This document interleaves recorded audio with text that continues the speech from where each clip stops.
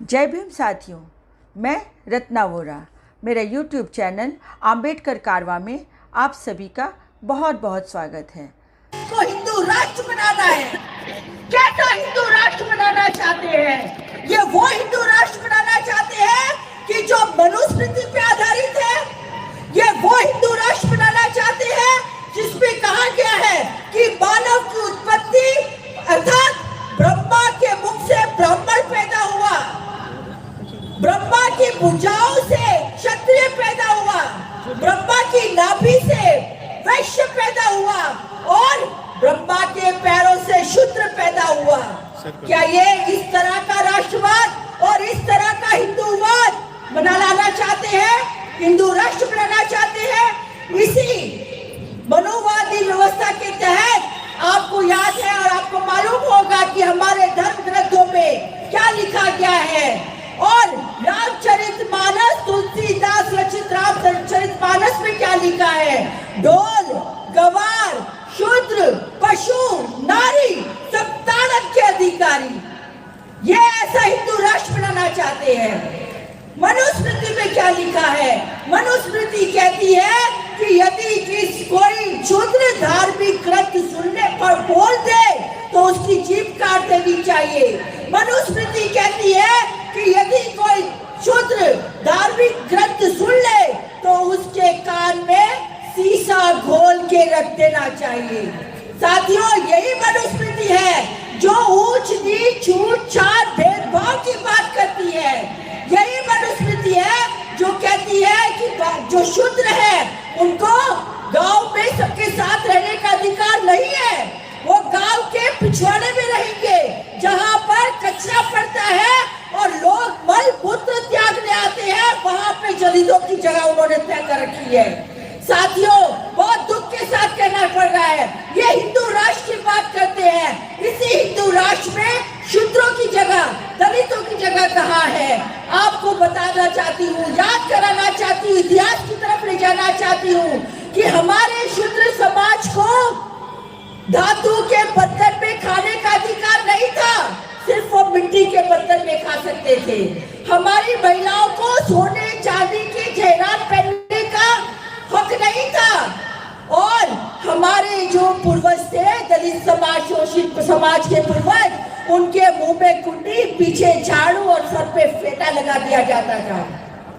और याद बता दूं आपको, हमारी महिलाओं को अपना तन ढकने का अधिकार नहीं था और यदि उन्हें अपना तन ढकना हो तो उसके लिए कर देना पड़ता था।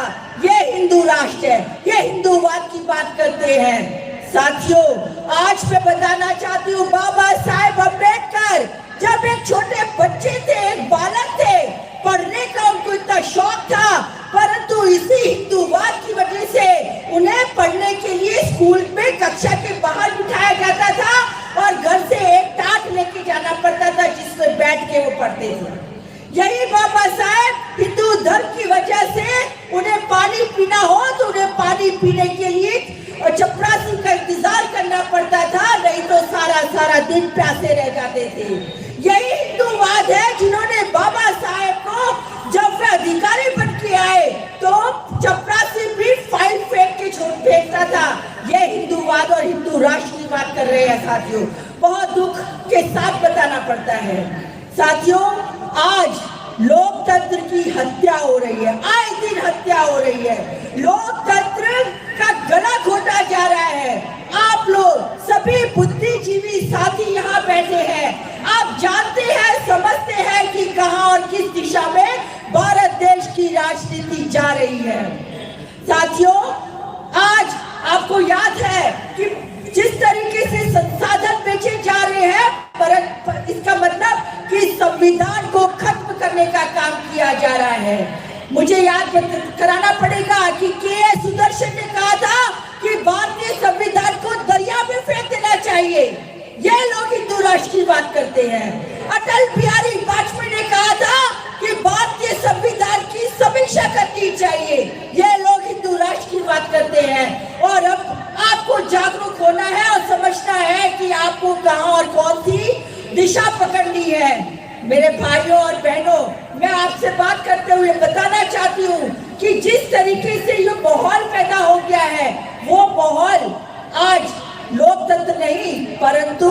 तानाशाही चल रही है। जर्मनी में हिटलर का शासन था। हिटलर को और तानाशाह को एक दूसरे का आज पर्यायवाची माना जाता है। हिटलर के जमाने में जर्मनी में हिटलर भी बहुत फेमस था, उसने भी बहुत लोकप्रियता प्राप्त की हुई थी, उसने भी लोगों को मंत्र मुग्ध कर रखा था और करोड़ों करोड़ों जर्मनी वासियों का ब्रेन वॉश कर रखा था। उसने खौफ दिखाया था, जूस का खौफ दिखा के बोला था कि यदि तुम्हें जूस से बचना है, यदि तुम्हें जर्मनी देश को बचाना है तो तुम मेरे साथ खड़े रहो। आज क्या बात चल रही है? आज इसी तरह से भारत देश में भी जो कुछ तानाशाही तत्व है, मैं नाम नहीं लेना चाहती, आप बुद्धिजीवी है, समझते हैं किसके नाम से लड़ाया जा रहा है, किसका खौफ दिखाया जा रहा है। आज मुसलमान के नाम से हमें डराया जा रहा है। आज बार बार कहा जा रहा है उठो जागो खड़े हो जाओ, हिंदू धर्म खतरे में है। वाह भाई वाह, हिंदू धर्म खतरे में है। राष्ट्रपति हिंदू, प्रधानमंत्री हिंदू, देश के मुख्यमंत्री सब हिंदू, सारे के सारे सेक्रेटरीज हिंदू, फिर भी हिंदू धर्म खतरे में है। किस तरह से हमारे युवा वर्ग को बरगलाने की बात की जा रही है, हमें समझने की जरूरत है। एक और मैं बात करना चाहूंगी, फिर मैं अपनी बात यही खत्म करती हूँ। मार्क्स ने कहा था कि धार्मिक धर्म एक ऐसा अफीम है कि जिसको धर्म का स्वाद चखा दो तो उसमें से बाहर नहीं आ सकता है। इसी तरह आज मेरा युवा वर्ग धर्म के नाम पर उनका झंडा और भगवा झंडा लहराता फिर रहा है। और दूसरी बात, एरिस्टोटल ने कहा था कि यदि आपको किसी को वश में करना है तो उसका ब्रेन वॉश करो, भावनात्मक रूप से जोड़ दो। और आज ये भावनाओं के साथ खिलवाड़ करके, हिंदूवाद की बात करके देश की जनता को, भोली भाली जनता को बरगलाने का काम कर रहे हैं। और ये वही परिस्थिति आ रही है जैसे जर्मनी में हिटलर का शासन था, ऐसे ही आज किसी और का शासन यहाँ स्थापित करना चाह रहे हैं। आए दिन झगड़े फसाद हिंदू मुस्लिम कर करके ये लोग 2024 का लक्ष्य लेके चल रहे हैं, पर हमें इनका 24 का लक्ष्य नेस्तना नाबूद करना है और नाकाम करना है। जय भीम, जय भारत। ही चला था जानिबे मंजिल, मगर लोग साथ आते गए, कारवां बनता गया। साथियों, यदि आपको मेरा ये वीडियो पसंद आए तो मेरा चैनल आम्बेडकर कारवां को आप सब्सक्राइब कीजिए, ज़्यादा से ज़्यादा शेयर कीजिए और लाइक कीजिए। इसके साथ ही फिर मिलते हैं एक नए वीडियो के साथ। जय भीम।